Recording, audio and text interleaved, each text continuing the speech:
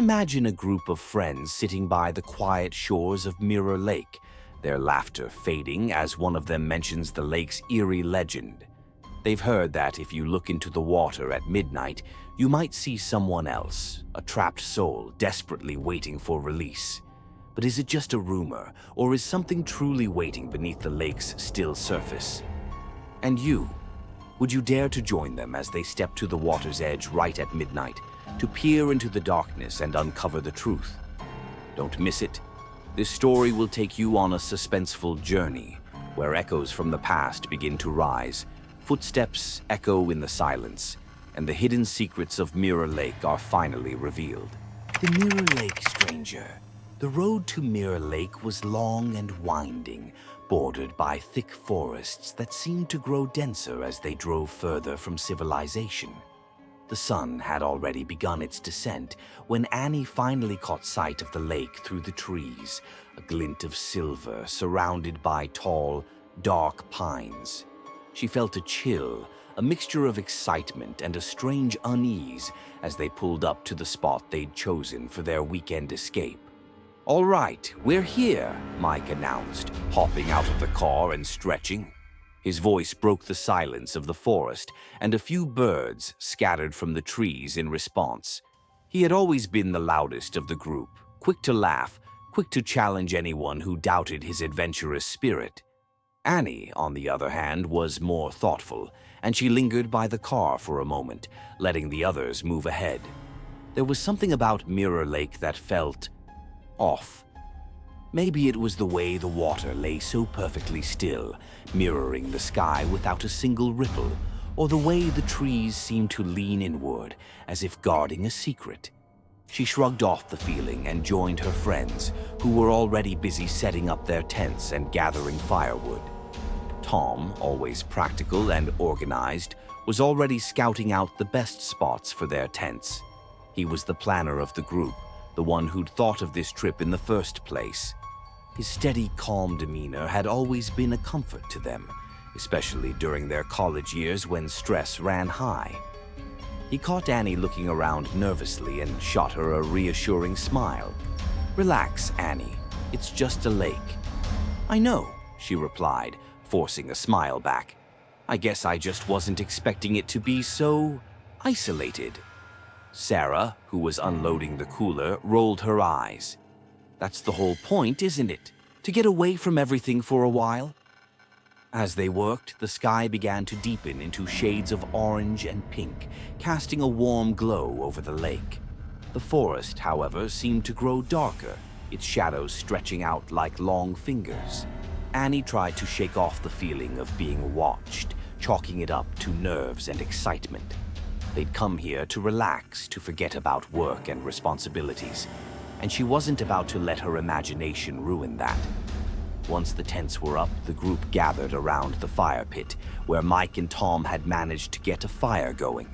The flames danced, casting flickering light across their faces, and as the evening settled in, the group began to unwind. They laughed, shared stories, and roasted marshmallows over the fire, savoring the simplicity of being out in the wild. Then, as the conversation lulled, Sarah brought up the legend of Mirror Lake. She leaned in, her voice low and dramatic. "Did you guys hear what that old innkeeper said? About the lake being haunted?" Annie shifted uncomfortably, but Mike scoffed, his tone dismissive. "It's just a story, Sarah. Probably something they tell tourists to keep things interesting." Tom, however, seemed intrigued. "What exactly did he say?" he asked, glancing over at Sarah with a hint of curiosity. Sarah's eyes sparkled as she recounted the innkeeper's tale. "He said that anyone who looks into the lake at midnight might see someone looking back, someone with hollow eyes. People say he's looking for something, or maybe someone, and that he only appears to those who are willing to see him." A hush fell over the group as they absorbed her words, the fire crackling softly in the background. Annie shivered, though the night was warm. She wasn't usually one for ghost stories, but something about this one unsettled her. It felt real. "Who wants to test it out?" Tom asked with a grin, breaking the tension. He was always the first to jump into anything adventurous, and his suggestion was met with a mix of laughter and groans. "I'm game," Mike said, shrugging nonchalantly. "It's all just superstition anyway. Besides, what's the worst that could happen?" Annie glanced at the lake, which lay still and dark, its surface reflecting the night sky like a mirror. The thought of staring into it at midnight made her uneasy, but she didn't want to seem like the scared one in the group. She nodded reluctantly. "Fine, I'll go too. But if I see anything, I'm out." They spent the rest of the evening talking and laughing, but the story lingered in the back of Annie's mind. As midnight approached, a sense of anticipation filled the air, and they all found themselves glancing at the lake, wondering if there was any truth to the legend. The night had grown deep and silent, the kind of silence that settled heavily over the forest, amplifying every rustle of leaves, every snap of a twig. Midnight was near, and as the clock approached 12, Annie and Tom exchanged a glance. The lake lay only a few steps away, its dark surface smooth as glass, mirroring the moon and stars above.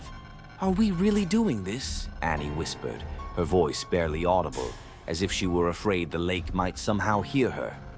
Tom grinned, a spark of excitement lighting up his face. "Come on, Annie. We came here for a little thrill, didn't we?" He reached out his hand to her, urging her forward.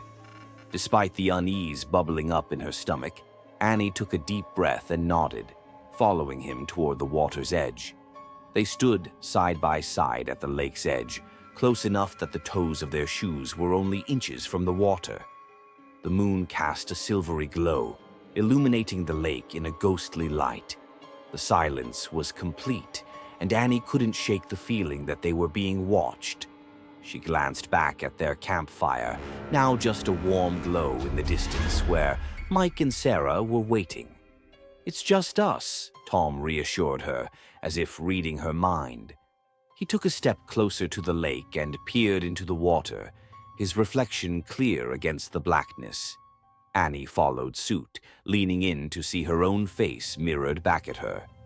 For a moment, all they saw were their own reflections, slightly distorted by faint ripples that seemed to appear out of nowhere. But then, just as the clock struck midnight, a chill swept over them, and their reflections began to change.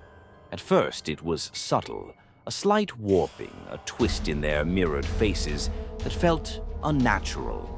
Annie blinked, thinking it was just her imagination. But then, beside them, another face began to form, faint and shadowed, like a figure emerging from a fog. The face was gaunt, with hollow eyes that seemed to stare straight into theirs, lifeless yet full of a haunting intensity. Its expression was unreadable, but the longer they looked, the closer it seemed to get.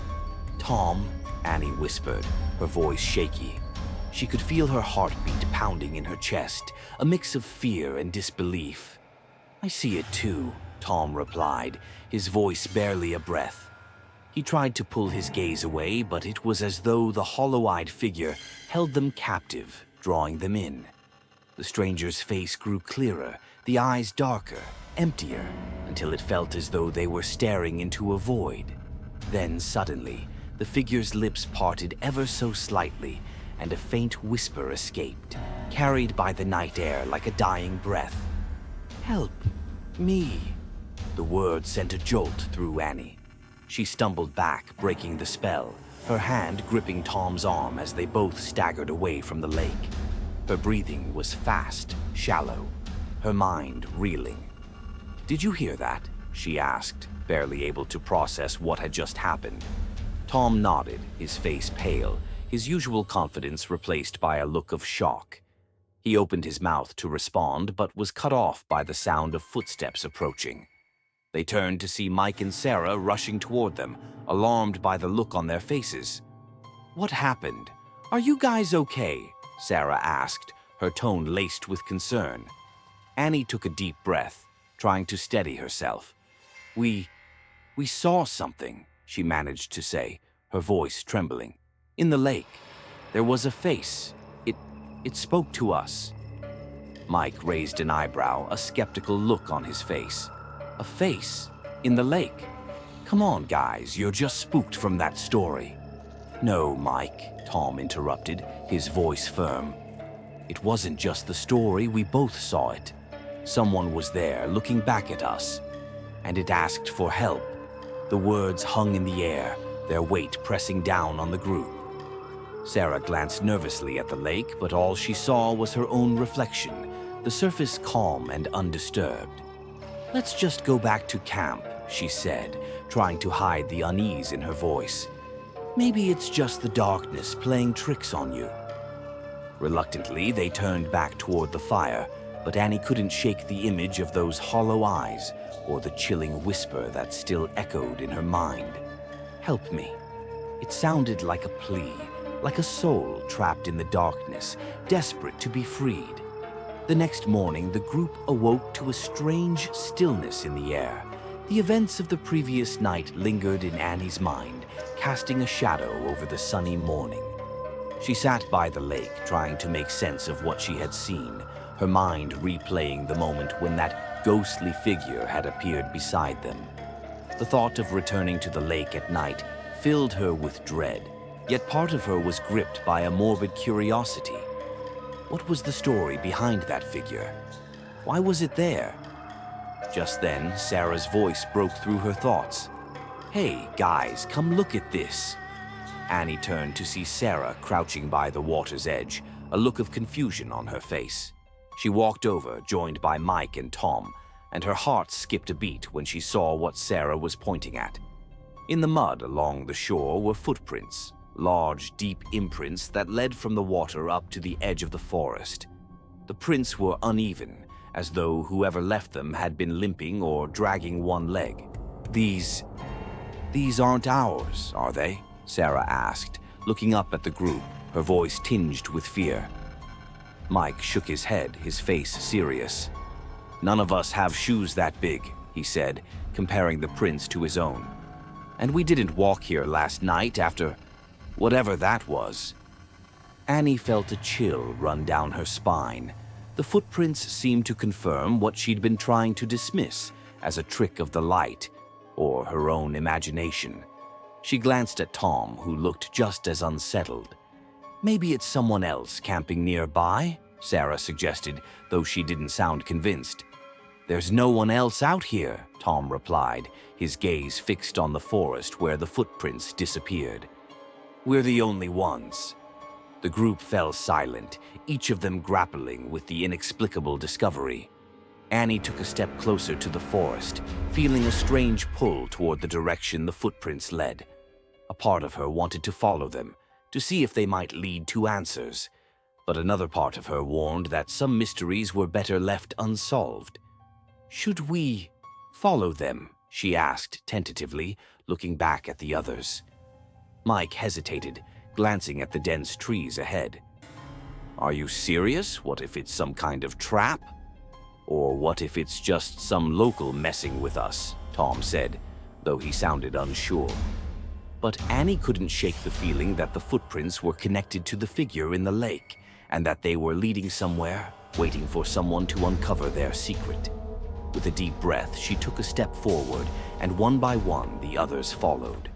The forest loomed ahead, thick and shadowy, as if guarding whatever lay within. The footprints grew faint as they entered the woods, and soon they were walking in silence, their footsteps the only sound. A strange unease settled over them as they ventured deeper, the air growing colder, the light dimming as the trees thickened overhead. Each step took them further into the unknown, and with every step, Annie felt the weight of the legend pressing down on them. She didn't know what they would find, but something told her they were about to come face to face with the truth behind Mirror Lake's haunting secret. The forest closed in around them as they followed the footprints deeper into the trees. The air was thick with the scent of moss and damp earth, and a chilly silence settled over the group. Each step seemed to take them further from the familiar, as if they were crossing a threshold into a different world, a place where the rules of reality didn't quite apply. Annie's heart pounded with each step. She could feel the tension mounting among them, an unspoken fear that they were heading towards something they couldn't understand or control. The footprints led them along a narrow, winding trail, twisting deeper into the undergrowth, where patches of sunlight barely broke through the dense canopy above. "Are we sure about this?" Sarah asked, her voice trembling. She looked back the way they'd come, but the path was already hidden behind a tangle of branches and shadows. "We can turn back if you want," Tom replied, though he sounded hesitant. He glanced at Annie, who was still moving forward with a determined look on her face. She felt an inexplicable pull, as though something or someone was calling her forward. "No, we're close," Annie said, though she wasn't sure why she felt so certain. She couldn't explain it, but the need to uncover the truth overpowered her fear. There was something about the figure in the lake that haunted her, a mystery begging to be solved. As they continued, strange symbols began to appear on the trees around them, scratched into the bark in shapes that none of them could recognize. Some symbols looked like simple geometric shapes, while others were more intricate, twisting in on themselves in ways that seemed to defy logic. "What do you think these mean?" Mike asked, running his fingers over one of the carvings. The symbol felt cold to the touch, and he pulled his hand away as though he'd been burned. "Maybe there's some kind of warning," Sarah said, shivering, like, "turn back while you still can." "Or maybe they're leading us somewhere," Tom suggested, his voice quiet. The symbols grew more frequent as they continued, each one more elaborate than the last, almost as if they were forming a path. Annie felt her pulse quicken as they rounded a bend in the trail. Up ahead, a clearing opened up, bathed in a strange silvery light that didn't seem to come from the sun. In the center of the clearing stood an old, abandoned cabin, its wooden frame twisted and decayed, as though it had been left to rot for decades. "Is this what we were looking for?" Mike asked, breaking the silence. Annie nodded, though she hadn't expected to find anything like this. The cabin looked ancient, as though it had been swallowed by the forest long ago and forgotten by time. She took a step forward, the others following reluctantly. The door hung ajar, creaking softly as a gust of wind swept through the clearing.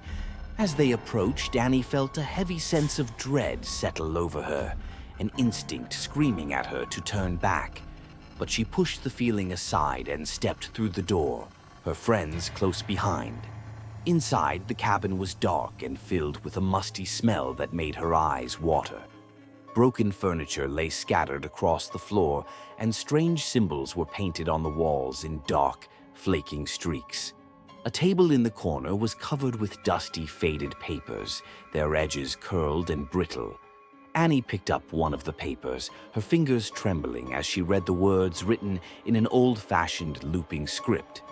It was a letter, though the ink had faded so much that only parts of it were legible. "Trapped here. No escape. The lake holds him, keeps him. Must break the curse." A shiver ran down her spine as she read the last line. She glanced around at her friends, who were all staring at the papers in horror. It's like a warning," Sarah whispered. "Whoever wrote this was trying to tell us something. Maybe the spirit we saw was trapped somehow, and he's still here." Tom picked up another piece of paper, his face pale as he read aloud. "I've tried everything. Rituals, sacrifices. But the lake holds him. The curse cannot be broken. Unless..." He trailed off, the last few words too faded to read. Mike's voice broke the silence, his usual bravado replaced with an edge of fear. "Okay, this is seriously messed up. We should leave. Now." But Annie shook her head, feeling a strange, stubborn pull. "If this is real, if that figure we saw is trapped here because of some curse, we can't just leave him here." "You're talking about a ghost, Annie," Mike said, exasperated. "This isn't some horror movie where we're the heroes. We're just a bunch of campers who got a little too curious." "I know it sounds crazy," she replied, her voice quiet but firm. "But what if he really is trapped? What if he's been waiting for someone to help him?" Before anyone could respond, a sudden icy wind swept through the cabin, blowing out the faint light that had seeped in from outside. They froze, holding their breath as the temperature plummeted, their breath visible in the sudden cold. Then they heard it, a soft, shuffling sound, like footsteps on the creaking floorboards. It was coming from the far corner of the cabin, where the shadows were darkest. Slowly, the sound grew louder, as though someone or something was moving toward them. Annie's heart raced as she backed up, her friends doing the same, their eyes wide with terror. The shadow in the corner seemed to stretch and grow, taking on a shape, a tall, thin figure with hollow eyes that gleamed in the darkness. It was the same face they had seen in the lake, but now it was here, standing only a few feet away. "Please," the figure whispered, its voice barely a breath, yet filled with an intense sorrow. "Help me." The words sent a chill through Annie, and she took a step forward, her fear momentarily forgotten. "How? How can we help you?" The figure lifted a trembling hand, pointing toward the lake. Its voice came again, softer this time, as though it were fading. "Release. Break the curse. The lake." And then, just as suddenly as it had appeared, the figure vanished, leaving the cabin in darkness once more. For a moment, no one moved, each of them processing what had just happened. Finally, Tom spoke, his voice shaking. Did we all just see that?" Annie nodded, her heart still racing. He wants us to go back to the lake, to release him somehow." Sarah looked terrified, her face pale. "But what if that curse traps us too? We don't know what we're dealing with." "I don't think we have a choice," Annie replied, a sense of determination settling over her. "If that spirit is trapped, we can't just leave him here. We have to try to help him." Mike sighed, looking around at the others. "Fine. But if this goes wrong, don't say I didn't warn you." They left the cabin, the forest seeming darker and colder than before. The strange symbols on the trees seemed to pulse with an unnatural energy as they made their way back to the lake. The closer they got, the heavier the air felt, as if the entire forest were holding its breath. When they reached the shore, the lake lay before them, dark and still, as though it too were waiting. Annie took a deep breath, stepping closer to the water, feeling its coldness seep into her skin. "Okay," she whispered, her voice steady. "Let's break this curse." Standing at the edge of Mirror Lake, the air around them felt thick and cold, as though the lake itself were breathing, waiting for them to make the next move. Annie clenched her fists, her eyes fixed on the still, dark water. She knew that whatever they were about to do would be dangerous, but she couldn't shake the feeling that they had been brought here for a reason, to free the trapped spirit that had called out to them. "What exactly are we supposed to do?" Mike asked, his voice a mix of fear and frustration. "We don't even know what kind of curse this is." Annie held up the papers they had found in the cabin, scanning the faded words for anything that might guide them. There was one phrase that stood out: "Release by reflection. Break the bonds of sorrow." She read it aloud, her voice trembling slightly. "Release by reflection," Sarah repeated, frowning. "What does that even mean?" I think we have to confront the spirit, maybe offer something to symbolize releasing him from his suffering," Tom suggested. He looked toward the lake, a serious expression on his face. "The curse might be tied to the lake's reflection, like we're looking into a mirror that holds him captive." Annie nodded, her mind racing. Maybe that's why he appeared in the lake. If the curse is tied to the lake's reflection, then looking into it might be the only way to connect with him. Reluctantly, they moved closer to the shore, kneeling by the water so that their reflections appeared clearly. They waited in silence, watching the still surface, each of them bracing for whatever might happen next. And then, slowly, the reflection began to change. The water rippled and the figure appeared again, his hollow eyes fixed on them, filled with a deep sadness that seemed to pierce straight through them. Annie felt a tear slip down her cheek as she stared back at him, feeling an overwhelming sense of sorrow and desperation. "What do you need from us?" she whispered, her voice breaking. The figure raised his hand, pointing to something just beyond the shore, a small pile of stones arranged in a circle. They hadn't noticed it before, but now the stones seemed to glow faintly, as though calling them forward.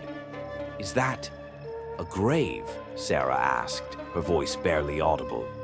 Annie nodded, realizing what they had to do. "We need to make an offering here, something to show that he's been seen and remembered, something to break the curse." Each of them searched their pockets, offering something personal. A ring, a photo, a bracelet, even a small notebook. They placed their offerings on the stones, each one representing a piece of themselves, a sign that they had come, that they acknowledged his suffering, and that they would help set him free. As they placed the last item, a sudden, powerful wind swept over the lake, stirring the water into wild waves that lashed against the shore. The air crackled with energy, and the figure in the water grew clearer, his eyes no longer hollow but filled with a flicker of hope. The spirit's voice filled the air, a ghostly whisper that echoed through the forest. "Thank you for seeing me." The ground beneath them trembled, and they felt a dark force rise from the lake, as though something ancient and malevolent were fighting back, refusing to let the spirit go. The lake churned, the reflection distorting into twisted faces and shadowy figures, each one trapped, bound by the same curse that held the spirit captive. "Annie, we have to go," Mike shouted, grabbing her arm as the shadows seemed to stretch toward them. "No, wait," she cried, pulling free. "We have to finish this." She turned to the spirit, who was now fading, his form wavering like smoke in the wind. Summoning all her courage, she stepped forward, her reflection merging with his, as though she were offering a piece of herself to help set him free. In that moment, she felt his memories flood into her mind, a life cut short, a betrayal that had cursed him to this lake, bound him in sorrow. The pain was overwhelming, and she nearly collapsed under its weight, but she held on, determined to see it through. Then, suddenly, the energy shifted. The spirit's face softened and a faint smile appeared, filled with gratitude. As his form dissolved, the dark shadows in the lake vanished, the water calming, becoming still once more. The silence that followed was absolute, as though the lake itself had been freed from a heavy burden. The group stood there, stunned, staring at the now quiet lake. The air was calm, the forest still, as though everything had returned to normal. But Annie knew that something profound had changed. She felt lighter, as though a weight had been lifted, not just from the lake, but from her own heart. Is it over?" Sarah asked, looking around as if expecting the spirit to reappear. Annie nodded, feeling a strange sense of peace. "Yes, I think we finally set him free." They walked back to their camp in silence, each of them lost in their thoughts, processing what they had experienced. None of them spoke about the spirit, or the curse, or the darkness they had faced. It felt too sacred, too personal to put into words. As they packed up their things the next morning, Annie took one last look at the lake. It was calm and beautiful, reflecting the clear blue sky above, as if nothing had ever disturbed its surface. She felt a bittersweet sense of closure, knowing that they had helped bring peace to a restless soul. As they drove away, the forest seemed to watch them, its shadows no longer dark or threatening, but protective, as though grateful for what they had done. Yet, as they reached the main road, Annie glanced in the rearview mirror one last time and thought she saw a figure standing by the water, watching them go. She smiled softly, knowing that he was finally at peace. Months later, Annie would often find herself thinking about Mirror Lake, about the spirit they had encountered, and the strange feeling of connection she still felt. She knew she would never forget that night, or the faces of her friends as they confronted the unknown together. Sometimes, when she felt alone or lost, she would catch a glimpse of her own reflection and remember the spirit's final words, "Thank you for seeing me." And she would smile, feeling a quiet strength within her, a reminder that sometimes the greatest act of courage is simply to bear witness to another's pain, to see them, and to help them find peace. The hand on the tent. Jack, Lily, and Ben had been friends since high school, and every summer they planned a camping trip together. This year, Ben had found an obscure location, a dense, quiet forest rumored to be one of the most untouched by tourists. They packed their gear with excitement, each of them craving a break from their daily lives. "What's so special about this place?" Jack asked as they loaded the car. Ben grinned, pulling up an old, dusty book he'd found at a second-hand shop. "It's got some history," he replied mysteriously, flipping to a page marked with a worn, yellowed paper. He cleared his throat and read aloud, "The hand on the tent. A restless spirit haunts these woods, searching for something it lost. Campers who have stayed overnight report hearing a hand press against their tent, as if someone is watching them." Lily rolled her eyes. "That sounds like a horror movie setup," she teased, but a small shiver ran down her spine. She wasn't one to believe in ghosts, but she knew that sometimes legends had a basis in reality. With a mix of excitement and nervous anticipation, they set off. The journey was filled with laughter and music, but as they neared the forest, a strange stillness seemed to settle over them. The trees grew denser, the light dimmer, and the road narrowed until it was barely a path. The forest was silent as the three friends found a clearing beside a small, babbling stream. The sun was beginning to set, casting long shadows through the trees, and a cool breeze whispered through the branches. It was beautiful but eerily quiet. Too quiet. "This is it," Ben said, dropping his backpack with a satisfied smile. "The perfect spot." Lily looked around, taking in the towering trees and the dense undergrowth that seemed to encircle them. "It's definitely secluded," she remarked, a hint of unease in her voice. Jack was already pulling out the tent and setting it up, his energy focused on getting everything ready before dark. "Come on, it's going to be great. Just think of all the fresh air and no one around to bother us." As they worked, the shadows deepened and the forest grew darker. By the time they finished setting up camp and started a small fire, the night had settled in, wrapping them in an impenetrable blanket of darkness. After dinner, they sat around the fire, the flames casting flickering shadows on their faces. Ben couldn't resist bringing up the story he'd read earlier, hoping to add a little thrill to the night. "So, who wants to hear the story of the hand on the tent?" he asked, his voice low and dramatic. Lily rolled her eyes but leaned in, curious despite herself. Jack chuckled, leaning back and crossing his arms. "All right, let's hear it," Ben began, his voice a soft whisper. "They say this forest is haunted by a restless spirit, a soul that can't find peace.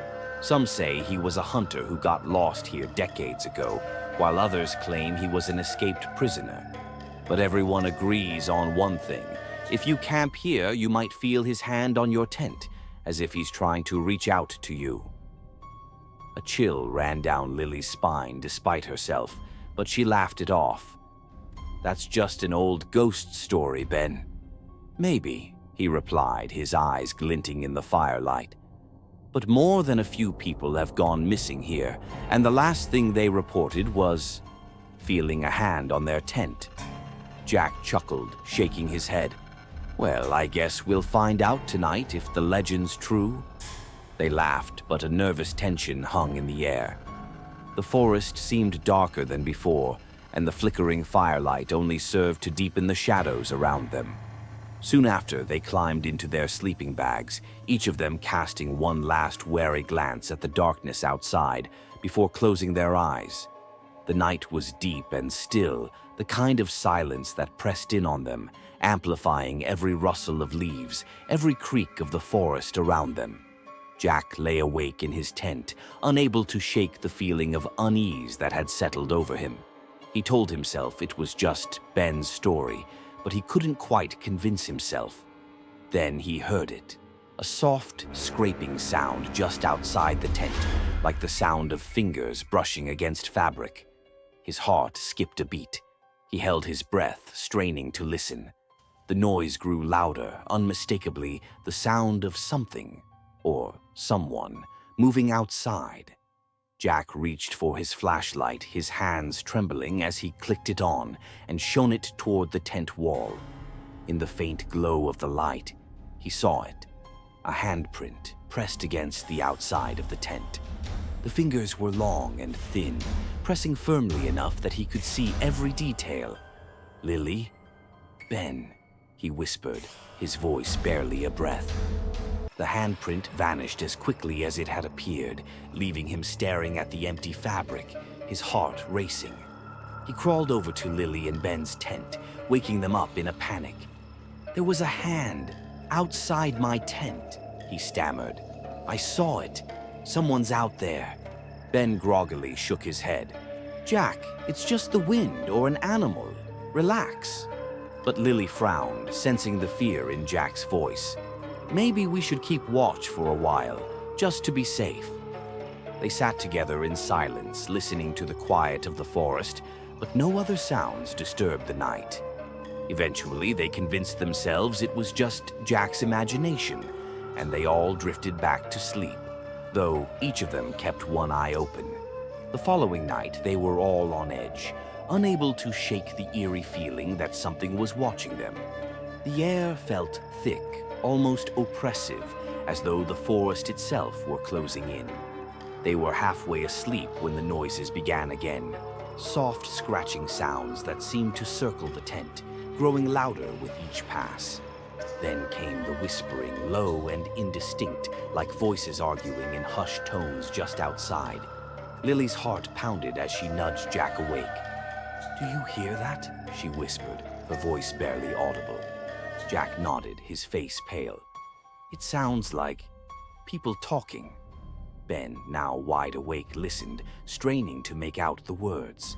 The voices were soft, almost like a chant, but he couldn't understand what they were saying. All he could tell was that it sounded like two voices, one louder than the other, as if they were in some kind of argument. "Maybe it's other campers," Ben suggested, though he didn't believe his own words. "Maybe they're messing with us." But they all knew it wasn't true. The forest was empty, and the only tracks they'd seen were their own. Lily, determined to put an end to the fear, grabbed the flashlight and unzipped the tent. She shone the beam into the darkness, her hand steady even though her heart was racing. The light revealed only trees, their twisted branches casting eerie shadows. But nothing else. "There's no one there," she whispered, trying to sound convincing.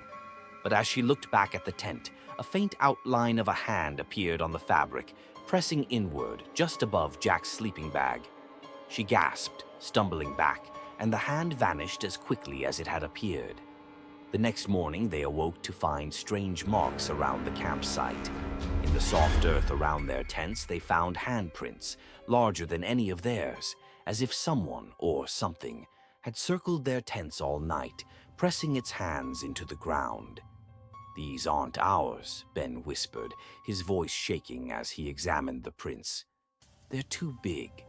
And look, there's no tread like it was barefoot." Jack's hands shook as he looked around the campsite, feeling as though the forest itself were watching them. He tried to tell himself it was just an animal, that there had to be a rational explanation, but deep down he knew it wasn't true. "What are we supposed to do?" Lily asked, her voice trembling. "We can't just stay here and pretend it's nothing." Ben looked toward the forest, his face pale. "Maybe we should leave. Whatever it is, it doesn't want us here." But as they packed up their things, they couldn't shake the feeling that something was waiting, watching their every move. That night, they stayed close together, sitting around the fire until it burned low, none of them willing to go back into the tents. The sounds returned as soon as the fire went out, scratches, whispers, and the faint sound of breathing just outside the thin walls of the tent. Then there was a sudden, violent rattle as something began pushing against the tent, as if trying to get inside. The fabric strained under the pressure, and they could see the outline of a hand pressing hard against it, pushing closer and closer. Jack clutched Lily's hand, his face white with fear. "It's not going to stop," he whispered. "We have to get out of here." They grabbed their belongings, barely pausing to zip up their bags, and stumbled out of the tent, running blindly into the darkness. As they ran, the forest seemed to close in around them, the trees twisting and shifting as if trying to trap them. They turned in circles, unable to find the path back to their car, each turn leading them back to the campsite, as if the forest itself were alive, refusing to let them escape.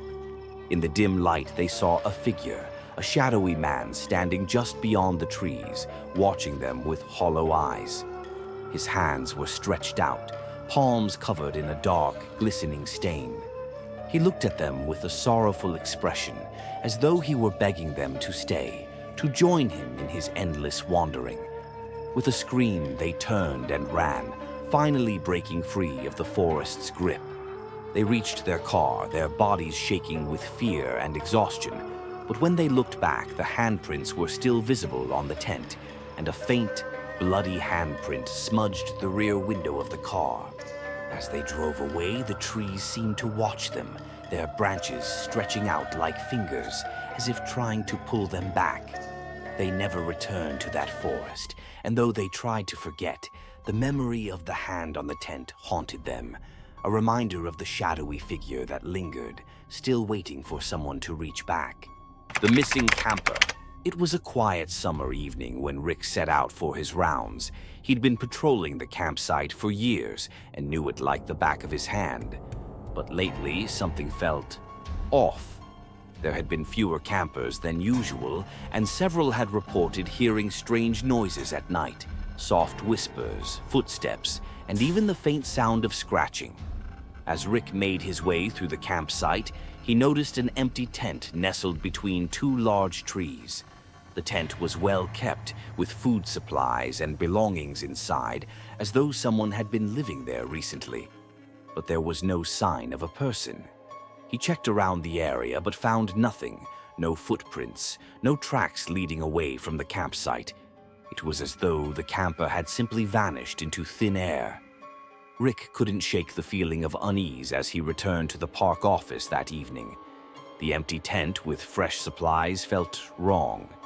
There should have been a record for every tent at the campsite, but as he sifted through the day's logs, there was no mention of anyone staying in that particular spot. He asked around, hoping someone on the team might have seen the camper, but no one had any idea who the tent could belong to. Puzzled, Rick decided to keep an eye on the area, hoping the camper might return or someone would report it. But days passed and the tent remained empty, its food untouched, its belongings exactly as Rick had found them. That night, Rick volunteered for the late shift, determined to figure out the mystery. Around midnight, as he walked past the tent, he heard a faint noise, a soft scratching sound, like nails brushing against fabric. He froze, listening. The sound stopped, then started again, growing louder. He shone his flashlight around, but there was no one in sight. The scratching stopped, replaced by a whisper, faint and distant. He strained to hear, but he couldn't make out the words. It almost sounded like someone calling his name. Rick felt a shiver run down his spine. He backed away, telling himself it was just the wind, maybe the sound of an animal. But deep down, he knew it wasn't. The next day, Rick returned to the tent and noticed something odd. The food supplies seemed to have changed. Some of the food was missing, and items he was sure had been placed neatly now appeared scattered. He checked for tracks, thinking perhaps an animal had found its way inside, but the area was untouched. It was as if the camper had returned, but there were no signs of a person entering or leaving. Rick's concern grew. Why would someone avoid being seen like this? And if they were out there, why had they left no trace? As the sun set, he felt an increasing sense of dread. He didn't know who this camper was or what they wanted, but he was beginning to fear that he wasn't dealing with an ordinary situation. Determined to catch a glimpse of the mysterious camper, Rick decided to stake out the area overnight. He settled in among the trees, where he had a clear view of the tent, but could remain hidden. Around midnight, he began to see movement. A faint shadow flickered at the edge of the woods, disappearing and reappearing, as though it were trying to stay hidden. Rick felt his heart pound as he watched the figure approach the tent, only to vanish the moment he tried to focus on it. The shadow seemed to circle the tent, always keeping its distance, but whenever Rick moved closer, it would disappear, leaving no trace. It was as if the shadow was playing a game, drawing him in, daring him to come closer. Finally, he tried to confront it, stepping into the open, but the shadow vanished completely, leaving him alone in the silent forest. He returned to the tent, feeling like he'd been tricked, like the shadow had been leading him in circles. Determined to find answers, Rick decided to stay inside the tent one night, hoping to catch the mysterious figure off guard. As the night wore on, he waited in silence, his senses alert to every sound. Just after midnight, he felt a sudden chill sweep through the tent. The temperature dropped sharply, and he felt the hairs on the back of his neck stand up. Then came the footsteps, soft, slow, as if someone were walking around the tent. They stopped, and he felt a presence just outside, inches away from where he sat. Suddenly, a hand pressed against the tent wall, right beside his head. He froze, his heart pounding as he stared at the outline of the hand. It was large, with long, thin fingers that pressed so hard against the fabric he could see each detail. Then came the whisper, faint and broken, as though it were coming from a great distance. "Why? Did you leave me?" Rick felt a surge of fear. The voice was filled with sadness, a deep, aching sorrow that seemed to reach into his very soul. He stumbled out of the tent, gasping for breath, but when he looked around, there was no one there. The campsite was empty, the forest silent. Determined to find out who or what he was dealing with, Rick began to research the history of the campsite. He spent hours digging through old records, finally coming across a newspaper article from decades ago. It told the story of a man who had gone camping in the same forest and vanished without a trace. The article described the man as a loner, someone with few family members or friends. His disappearance had gone mostly unnoticed, and his case had never been solved. There was a photo of the man, his eyes sad and distant, as though he'd been carrying a burden no one else could see. Rick felt a chill as he looked at the photo. The face was eerily familiar, and he realized with a sinking feeling that it looked just like the shadow he'd seen. The same sad eyes, the same lonely expression. He understood now. The camper who'd vanished had never left. His spirit was trapped, bound to the tent, waiting for someone to remember him, to acknowledge his existence. Rick returned to the tent one last time, feeling a strange sense of responsibility. He sat down inside, speaking softly into the quiet of the night. "I'm sorry for what happened to you," he said, his voice barely a whisper. "I know you've been here waiting, but it's time to let go. I'll make sure your story is known, so you won't be forgotten." He left a small note inside the tent, a promise that he would share the man's story with others to make sure his memory would live on. As Rick walked away, he felt a lightness in the air, a sense of peace that hadn't been there before. He glanced back at the tent, half expecting to see the shadow, but there was nothing there, just the quiet of the forest, as if the spirit had finally found rest. Later, as Rick made his way back to his office, he turned to look one last time. In the faint moonlight, he thought he saw a figure standing by the tent, watching him. The figure raised a hand in farewell, a gesture of gratitude, and then faded into the darkness, leaving Rick with a sense of closure. He never saw the shadow again, but he knew the missing camper had finally found his way home. Rick kept his promise. He shared the story of the missing camper with others, making sure his memory would live on. Campers who visited the site in later years would sometimes speak of a gentle presence, a feeling of peace that lingered in the air. And whenever Rick returned to the forest, he would pause by the tent's former location, remembering the shadow he had seen, the spirit who had waited for so long to be acknowledged. He knew now that the forest held secrets, some tragic, some forgotten, but that by remembering he had helped bring peace to one lost soul. The echoing footsteps. The national forest was vast, stretching out for miles with towering trees and winding trails that seemed to lead nowhere. It was exactly the type of adventure Mark, Emily, Josh, and Linda had been craving. They'd all been close friends since college, bound together by a love of hiking and the thrill of venturing into the unknown. "This place is perfect," Mark declared as they parked their car at the trailhead. "No crowds, no noise, just us and nature." As they hiked deeper into the forest, they came across a park ranger who warned them about strange reports from past campers. "A few people have mentioned hearing footsteps at night," he said, his expression serious. "Most think it's just animals, but just be careful." They laughed it off, but Linda, the most cautious among them, couldn't shake the ranger's words. She glanced back as they hiked, almost as if expecting to see someone following. The first night was calm.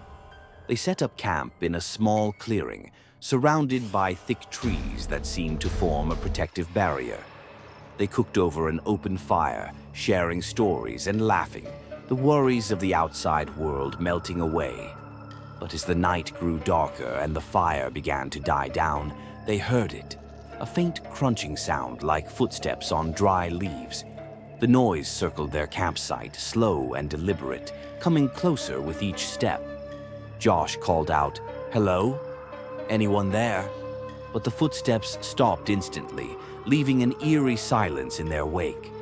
"Probably just an animal," Mark said, though his voice held an edge of uncertainty.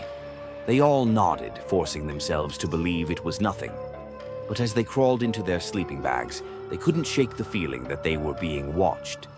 The following night, the footsteps returned, louder and closer than before. They seemed to dart back and forth as though someone, or something, was circling their camp. Mark grabbed his flashlight and stepped out of the tent, determined to catch whoever was messing with them. He shone the light into the trees, but all he saw were shadows. He called out again, his voice echoing through the forest, but there was no response. Then, as he lowered the flashlight, the footsteps resumed, this time right behind him. He spun around, heart pounding, but again there was nothing there. Just the empty darkness, stretching out in every direction.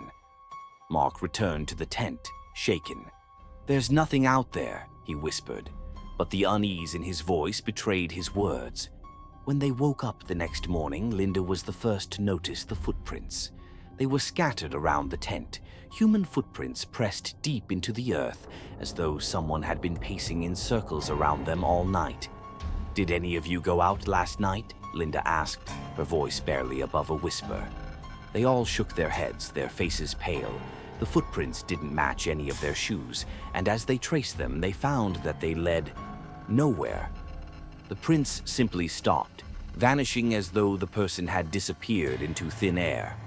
A heavy silence settled over the group as they realized that whatever had been outside their tent wasn't human, or at least wasn't fully there. That night, the footsteps were joined by something else. It started as a faint whisper, soft and unintelligible, but it grew louder, as if someone were speaking right outside the tent.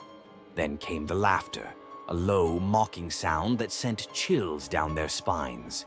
Linda gripped Josh's hand, her eyes wide with terror. "We need to leave," she whispered. This isn't right." But Mark, always the skeptic, shook his head. "No, it's just someone trying to scare us. Probably a prank." But even he didn't fully believe his words. Deep down, he could feel the malevolent presence lurking outside, waiting for them to make a mistake. On their last night in the forest, the footsteps grew frantic, like someone running in circles around the tent. The laughter grew louder, echoing through the trees, joined by a new sound, a faint, anguished scream that seemed to come from deep within the woods. They huddled together in the tent, barely daring to breathe, as the footsteps closed in. The walls of the tent shuddered as though someone were pressing against them from the outside. "We have to face it," Mark whispered, his voice trembling. "Whatever this is, we can't hide from it." They burst out of the tent, flashlights in hand, ready to confront whatever was out there. But the forest was empty, silent. They stood there, breathless, feeling the weight of the darkness pressing down on them. Then they saw it, a figure standing at the edge of the clearing, its face obscured by shadows. It watched them for a moment, then slowly faded, leaving nothing behind but the echo of its footsteps. Without another word, they grabbed their gear and fled, sprinting through the forest until they reached the car. But even as they drove away, they couldn't shake the feeling of being followed, the echo of footsteps still ringing in their ears. Once they were safely out of the forest, they realized a chilling truth. The footprints they'd seen didn't match their own or any known shoe pattern. They belonged to someone, or something, that had been lost in the forest long before they arrived. They never spoke of the experience again, but each of them carried the memory of that final night. The echoing footsteps haunted their dreams, a reminder that some places hold secrets best left undisturbed. Thank you for watching today's story. I hope these chilling experiences have made you reflect on fears and trust in life. If you enjoyed this video, don't forget to hit the like button and share your thoughts in the comments below. Be sure to subscribe to my YouTube channel so you don't miss out on more engaging stories and interesting content in the future. Thank you for your support, and I look forward to seeing you in the next video.